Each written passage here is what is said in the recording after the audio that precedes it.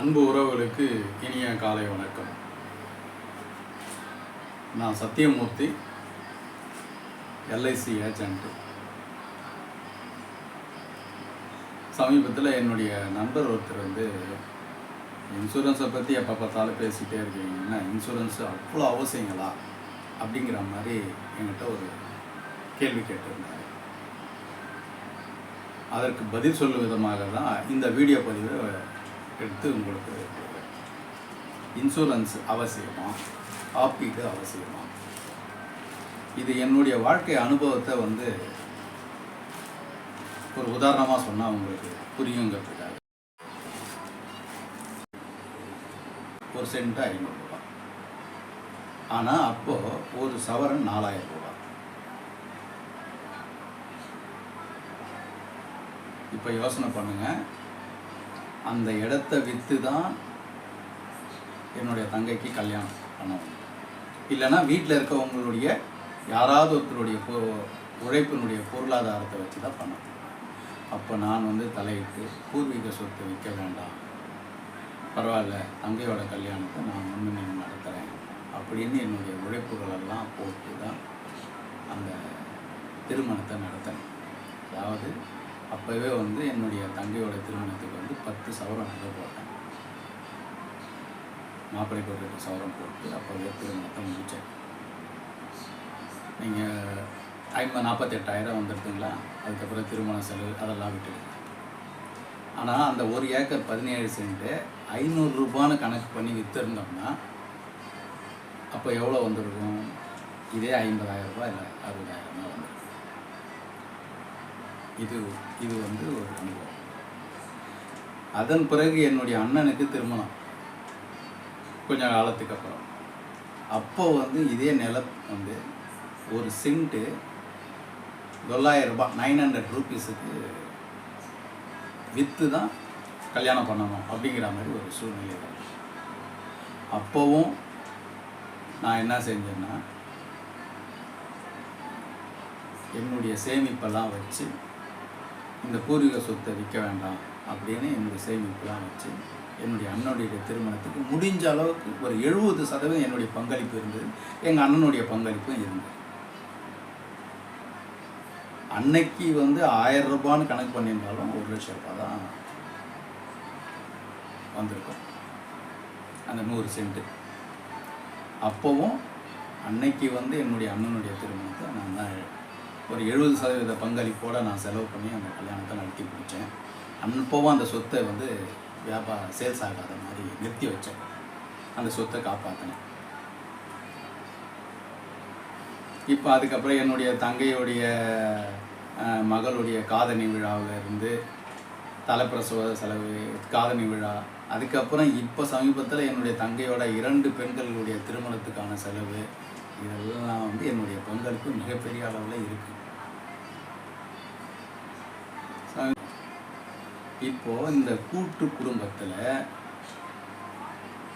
நம்ம குடும்பம், நம்ம அம்மா அப்பா, நம்ம அம்மா, நம்ம தம்பி, நம்ம தங்கச்சி, நம்ம அண்ணன் அப்படின்னு நான் என்னுடைய உழைப்பெல்லாம் கொடுத்து எந்த விதமான பிரதிபலனும் இல்லாமல் இந்த சொத்தையும் காப்பாற்றி இவ்வளவும் நான் செஞ்சு முடிச்சிட்டேன். ஆனால் அவங்க இதெல்லாம் பெருசாக நினைக்காம இன்றைக்கி சொத்தில் பாகத்துக்கு நிற்கிறாங்க எல்லாருமே.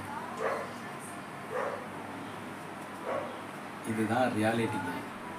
இப்போ எனக்கு 53, என்னுடைய தம்பி தங்கைகள் குடும்பத்துக்காக செலவாயிடுச்சு.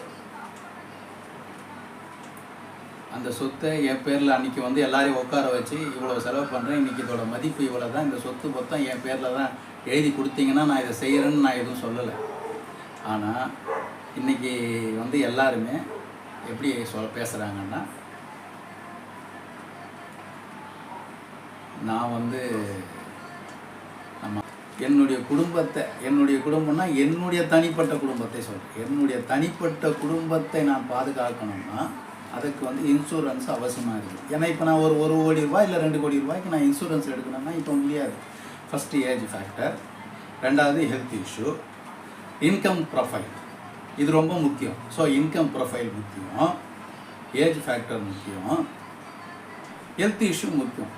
இப்போ நான் ஒரு 1 கோடி ரூபாய் 2 கோடி ரூபாய்க்கு நான் இன்சூரன்ஸ் எடுக்க முடியுமா? முடியாது.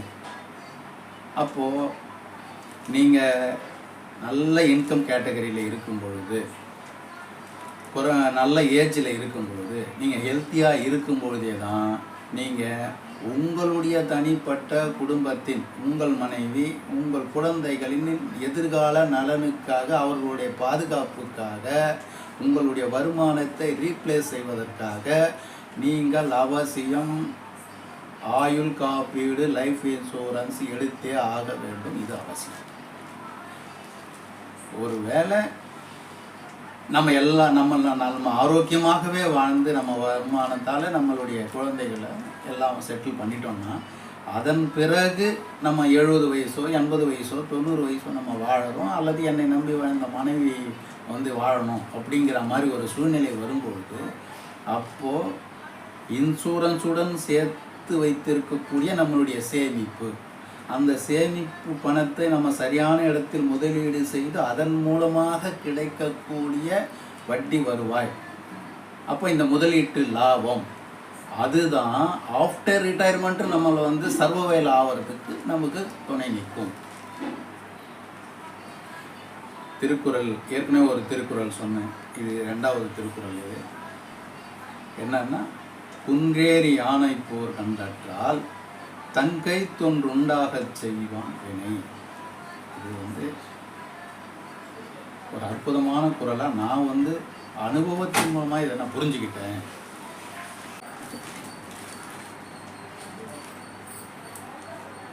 இந்த வீடியோவோட முடிவில் நான் கொடுக்கக்கூடிய பதிவு என்னன்னா, சரி, நீங்கள் இன்சூரன்ஸை பற்றி சொல்கிறதுக்கு உங்களுக்கு என்ன தகுதி இருக்குதுன்னு கேட்குறீங்களா? நான் IRDAI எக்ஸாம் எழுதி IRDAI மூலமாக ஒரு லைசன்ஸ் பெற்ற இன்சூரன்ஸ் அட்வைசர், LIC ஆஃப் இந்தியாவில் இன்சூரன்ஸ் அட்வைசராக வேலை பார்க்குறேன். அது இல்லாமல் நான் தனிப்பட்ட முறையில் CIP அப்படின்னு ஒரு course, certificate of insurance planner அப்படிங்கிற ஒரு கோர்ஸ் முடிச்சிருக்கேன். அதனால் என்னால் ஒரு குடும்பத்திற்கு எவ்வளவு இன்சூரன்ஸ் கொடுக்கலாம் அப்படிங்கிற அளவுக்கு ஒரு சரியான திட்டமிடலை என்னால் கொடுக்கணும். இதில்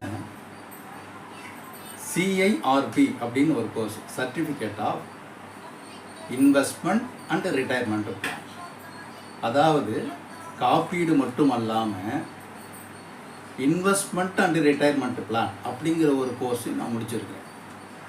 உங்களுடைய இந்த வீடியோவோட முடிவில் நான் கொடுக்கக்கூடிய பதிவு என்னன்னா, நம்ம குடும்பத்துக்காக நாம் உழைக்கலாம், தவறில்லை, நம்ம உதவலாம், அதுவும் தவறில்லை. ஆனாலும் தனிப்பட்ட நம்முடைய குடும்பம், என்னுடைய மனைவி, என்னுடைய குழந்தைகளுக்காக நான் போதுமான அளவிற்கு ஆயுள் காப்பீடு எடுத்திருக்கிறேனா, போதுமான அளவுக்கு சேமிப்பு முதலீடு செய்திருக்கிறேனா என்பதை ஒரு முறை பரிசீலனை செய்து கொள்ளுங்கள். நீங்கள் வாழும் பொழுதும் வாழ்க்கைக்கு பிறகும் ஒரு அமைதியான ஒரு வாழ்க்கையை வாழ இன்சூரன்ஸும் இன்வெஸ்ட்மெண்ட் அண்ட் ரிட்டையர்மெண்ட் பிளானிங்கும் மிக மிக முக்கியம் என்பதை இந்த காணொளி வாயிலாக உங்களுக்கு வலியுறுத்துகிறேன். என்னுடைய இந்த கருத்து உங்களுக்கு ஏற்புடையதாக இருந்தால் நீங்கள் இந்த வீடியோவுக்கு ஒரு லைக் பண்ணுங்கள், அல்லது இந்த கருத்திலிருந்து நீங்கள் மாறுபடுவதாகவோ அல்லது வேறு ஏதாவது ஆலோசனை சொல்வதாக இருந்தால் கமெண்ட் பண்ணுங்கள். இந்த வீடியோவை உங்கள் நண்பர்களுக்கும் உறவுகளுக்கும் பகிருங்கள். உங்களுக்கு LIC அதாவது காப்பீடு சம்பந்தமாகவோ அல்லது இன்வெஸ்ட்மெண்ட் சம்பந்தமாகவோ அல்லது ரிட்டையர்மெண்ட் பிளானிங் சம்பந்தமாகவோ ஏதாவது ஆலோசனை புதியதாக நீங்கள் ஆரம்பிக்க வேண்டும் அல்லது ஆலோசனை பெற வேண்டும் என்றால் இந்த ஸ்க்ரீனில் தெரியக்கூடிய மொபைல் எண்ணிற்கு நீங்கள் வாட்ஸ்அப் மெசேஜ் அனுப்புங்கள், உங்களுக்கு நான் பதில் அளிக்கிறேன். இப்படிக்கு சத்தியமூர்த்தி. நன்றி, வணக்கம்.